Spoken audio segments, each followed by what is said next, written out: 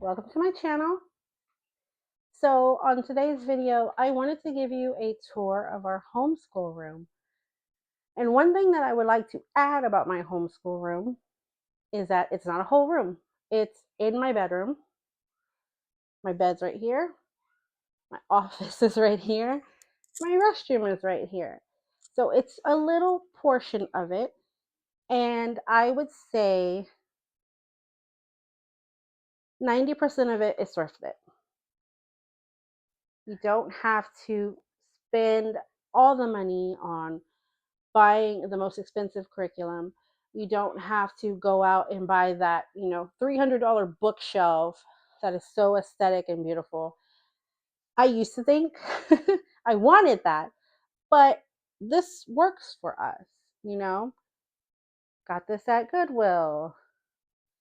Got that at Goodwill. Everything is pretty much thrifted. I think like this number chart, I got that on Amazon, but I got it for a deal.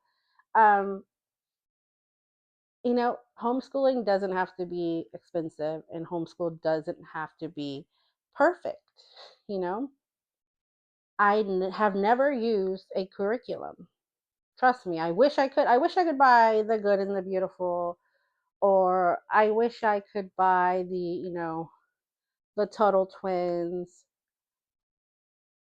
Generous Kids, all that stuff. Brave Books. I wish I could subscribe to that stuff, but I can't. But I will tell you, I have some Total Twin books. I have some Brave books. I find them at the thrift stores. Sometimes you'll get lucky. Like the Total Twins, I found the whole set. I think missing one book.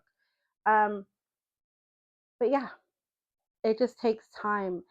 I have been thrifting homeschool things ever since my kid was a baby.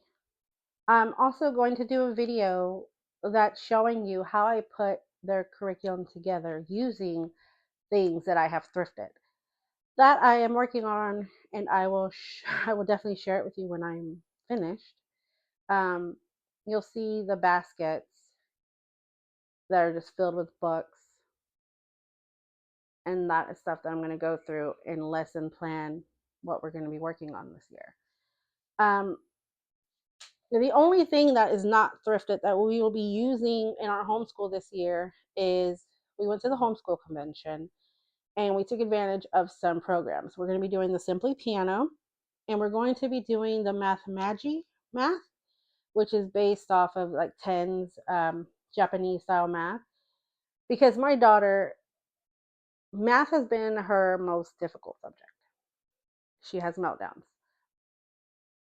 So working out of a workbook was not really helping. And the math based off tens, she's really grasped it. And I think the fact that it is a Japan based app, she really loves it because she's all about Japan and Korea right now, K-pop, J-pop. She's even learning Japanese right now, so on Duolingo, which is really cool. We're doing the free version. So who's ready to see the room? Let's go. Okay, so let's start here. This is my door to my bedroom. You walk in, I have our library bag, I have her troop clothes, and then right here, these are the baskets of stuff we will be working on this year.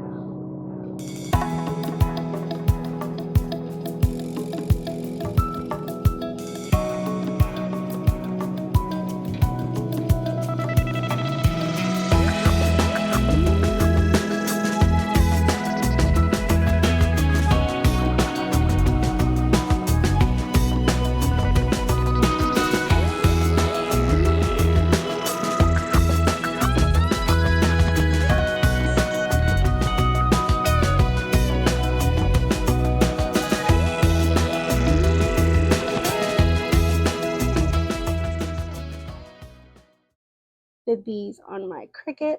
So cute. I have some new binders that I got them, some paints, and then just some extra toys. This is our new art center. My 8-year-old is really into painting. Her favorite painting is Starry Night. And then we have our art supplies here. I did these labels on my Cricut as well. Actually, I did them in Canva. Take that back. We have our little easel, which has a chalkboard on the other side. Okay, and right here we have my 3-year-old's little learning center. I have some books there for her. Her little desk where she will be working, an abacus for her to practice her counting, and a little chalkboard. I also have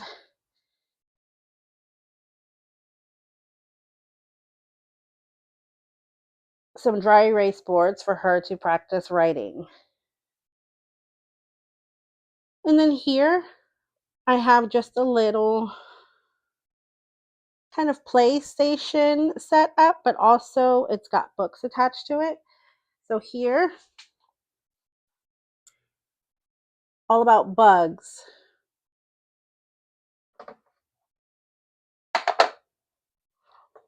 They even have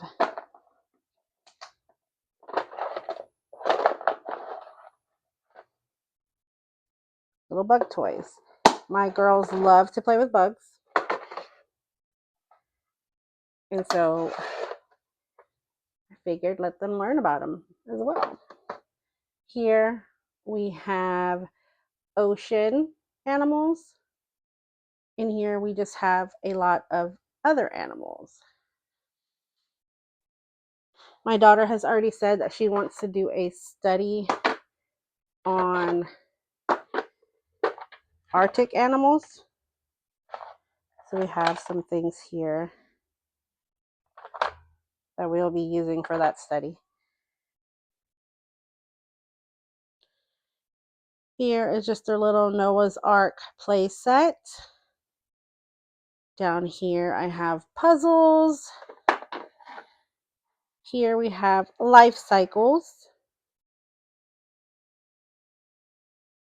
In here we have trees and flowers and anything that grows in nature. And in here we have their little flower garden that they create. And then here for my 3-year-old, colors, shapes, numbers, and alphabet. All right, and then we move over to our science station. We've got the planets, dinosaurs, volcano. We have our little microscope. And here we have energy and gravity. Just all kinds of great science books. And then down here we have weather. And then the human body. It's a little brain that she made last year. Move over here. We have our little sign.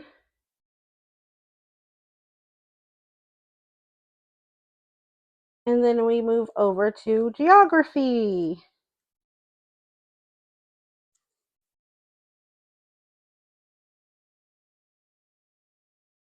We've got lots of books, flashcards, and these are 50 states flashcards. Move down here, puzzles. And then down here we have some language arts, letters, some starters. We're definitely going to be practicing on her writing. Then we move over here. This is her little desk. This I just picked up at a thrift store. And we're going to be using that to practice some memory verses. This is our little music section, our keyboard, which we're going to be using simply piano. And just some music books that we've picked up. Her iPad, which she will be using for that.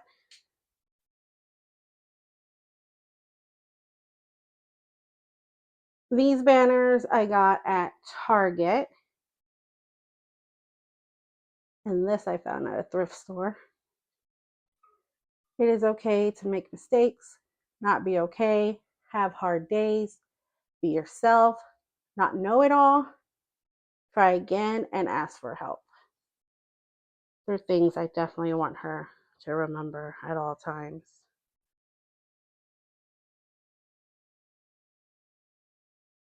Okay, math section. Abacus, money poster, and her little, oh my gosh, what is it called? Cash register. And then in here, just some money resources.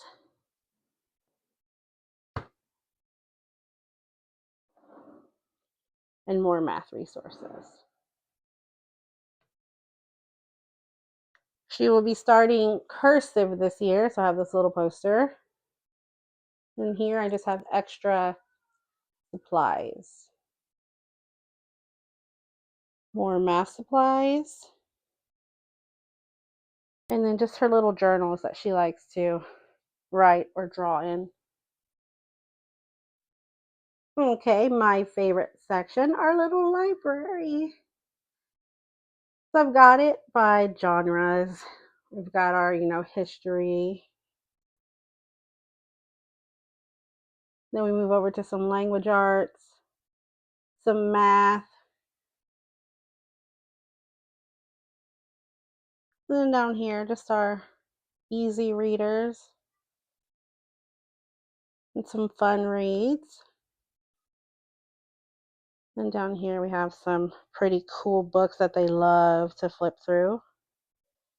Cat in the Hat, some poetry, just lots of different things. And this is our time telling section with a new clock that my 3-year-old requested. My third grader made that last year because we've already started practicing time telling, which she's getting pretty good at. Here we go. Lots of books, lots of books. That's my office. That's our light. So that is our homeschool room. Okay, so now that you've seen our homeschool room, what do you think? I know that it looks like a lot, but remember, I have been thrifting for 8 years. Ever since I found out I was pregnant, I was buying books and learning toys, Montessori toys and all that kind of stuff because this was something that God put on my heart and I knew this was the direction that we were going to go. This is the first year that our homeschool room has looked like this. We never really had a homeschool room before. We would do homeschool at the kitchen table for first grade. And that's when we were working with, out of workbooks. And she didn't respond very well to that. It was meltdowns, she was dreading having to do school.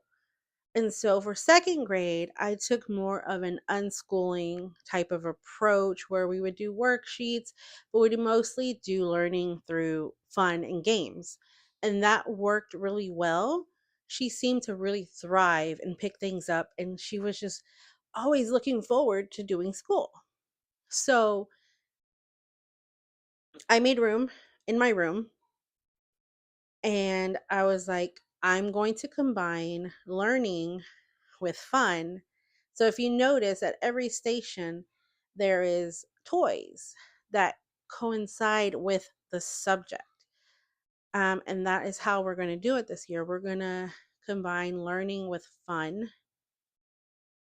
structure, um, and see how that works. Because also this year, I'm going to be homeschooling my 3-year-old. She's going to be 4 in November. So we'll be doing pre-K with her, and then third grade with my 8-year-old.